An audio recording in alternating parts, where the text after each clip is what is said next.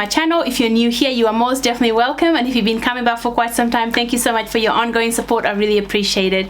In this video, I'll be doing the ethnicity tag, South Sudan. So I've got about 8 questions that I need to answer about my country of origin, which I'm very proud of. So if you want to see what my answers are to the 8 questions, please hang around for the rest of the video. Don't forget to comment below for what you'd like to see. Subscribe, like, and share. Let's go. Question number 1. Where are you from? Well, this one is a good one, guys. I am from South Sudan, previously known as Sudan, but since we got our independence about 9 years ago, we have become South Sudan. I really want to make it clear, if you are our South Sudanese friend, please always make an effort to remember that it is South Sudan, not Sudanese. We are South Sudanese, please. We appreciate that, okay? Because we fought for that country for so long that if you say Sudan, we lose it. Facts on facts, okay? Question number 2. Do you have an ethnic name? Well, luckily for me, I never got, my parents had their head screwed on. So my South Sudanese name is, or should I say specifically my Dinka name is Akia. And get this right, this is gonna blow you out of this world. So my name actually means a cow, because in my culture, the Dinka culture, women are named after cows. Not all women, some women. So my name is a cow with black and white, I think, marks on it. So a Frisian cow. Frisian cow, yeah, that's what it is in English. So that's what my name means. I'm not the cow moo, like the cow, but if you do refer to me as a cow, I'll take that as a compliment. It doesn't really affect me because in my culture, cows are holy things. So try and find another word if you want to make me upset. Question number 3. When was the last time you visited your country? Well, actually, the first time I visited home since I was maybe the age of 5, I left when I was 5, and the first time I went back would have been 2018 for the first time in nearly 27 years. Hope I'm not giving away my age, but anyway, it was a very long time.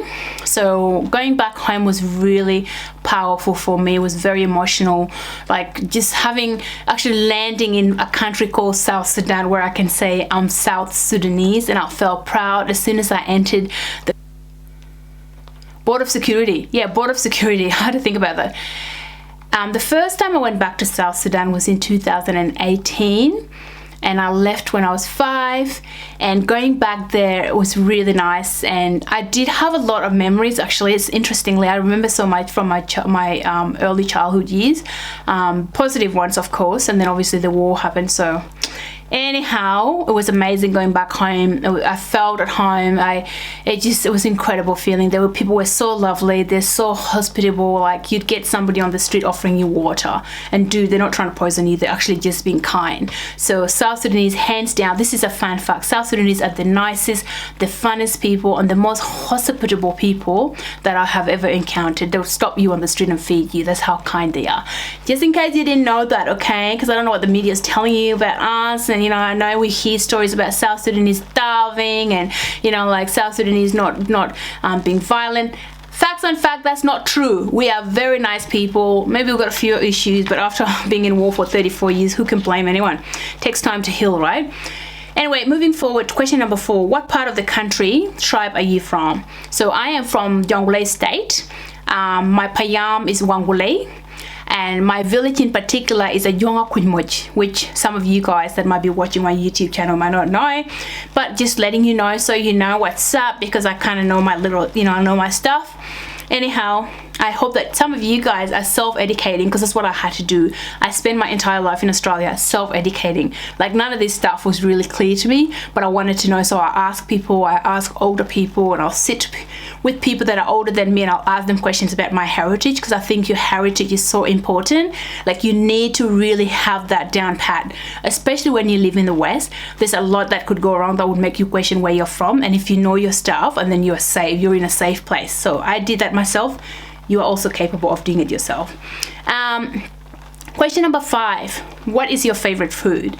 Well, there's a lot of South Sudanese food that I like, but my favorite dish in particular is okra, which is like a green vegetable, and you make it with meat, like a stew. I like okra and asida. If you're South Sudanese, you know what's up. That stuff. I don't like any fancy stuff added into it. I just like the plain, like what they call it. I think they call it is bamia. And I think, I don't know. I think they have a name for it. when it's a stew. Anyway, okra is just like beautiful when it's made. It's very simple, like this onion, salt, oil, and vegetable with meat, girl. And you eat that with asida. Asida is made from corn flour or semolina, or it could be made from sorghum flour.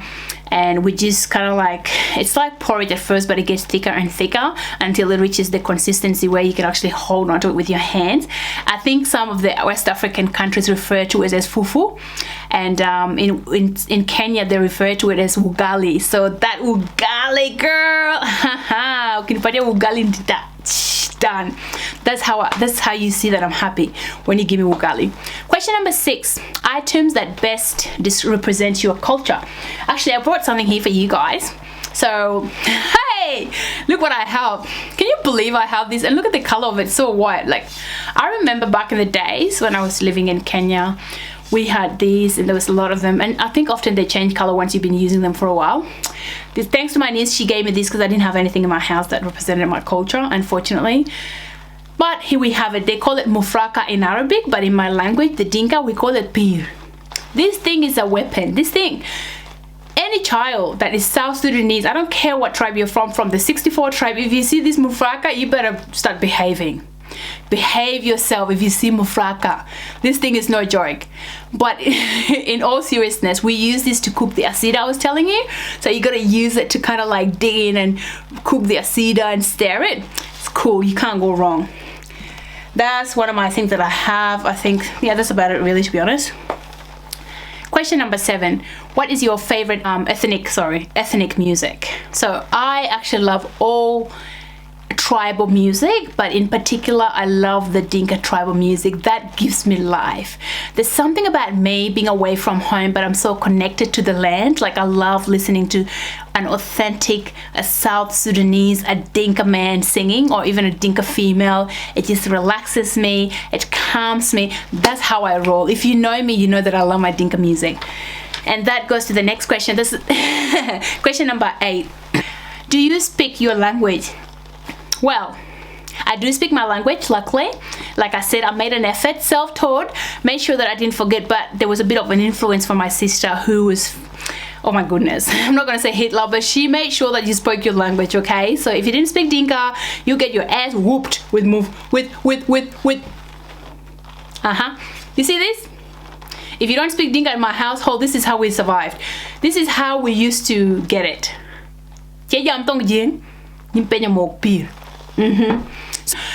A child would be familiar with this. Just don't mess around when you see Peter, your mom holding Peter in your hands, okay? You just don't do that. You don't cross the line with Peter, okay? Before you know it, you know? Do I speak my language? Well, yes, I do actually, and I'm very proud to be able to speak my language. I'm trying so hard to teach my kids how to speak my language. They were born in Australia, raised in Australia, but I think it's so important that they understand Dinka, because it's part of their identity, it's part of their heritage, part of their culture. And we don't mind the Australian culture as well. Obviously, we're going to have to incorporate the two cultures, but for me, having that Dinka element in my household is so important. I try, but dude, I'm failing. It's so funny because I try everything I can and people still can't really speak it, but they do understand me. They do understand me, okay? What is your favorite ethnic music? My favorite ethnic music, I have a lot, but my favorite South Sudanese musician or ethnic musician is Pancho Ledeng Ajang. Pancho Ledeng Ajang, his life, oh my god, he is got the best music, and I've loved this guy since I was literally nothing. Obviously the music used to get sent to us here and I'll listen to him, and I think that's what helped me keep my language, I guess you could say. So and I've got a few other singers like Aluene Nongdi. She sings a lot about just like life and struggles of life. I love her too. She's fantastic, old school classic. These guys are classic, okay? We don't do this ni jadid kenap. Question number 8: do you speak your language? Yes, I do speak my language, and I speak my language fairly fluently. Some people would argue that I don't speak it fluently, but in my opinion, if I can sing in it, if I can speak in it, I think I do a pretty good damn job. Pat on the back of here. Dush, dush, dush. I did so well because I had to remind myself not to forget it. But mind you, without a word of a lie, my sister kind of put a pressure on us not to forget how to speak Dinka, so we were kind of forced in the household. Once you went out, you can speak whatever language you like, Japanese, Chinese, whatever, Indian. she doesn't care. But as soon as you step back in her house, this is what she used to say: if you come back into my house, you only speak Dinka. Period, point blank. There's no discussion. And if you try and speak English, we used to get caught out. You keep speaking English. Do you think you're English? It was so insulting at the time. Anyhow, so we kept our language pretty intact. And normally when we go out and they do anything naughty, I'd be like, I'm not going to translate that, but the kids get it. They get it, okay?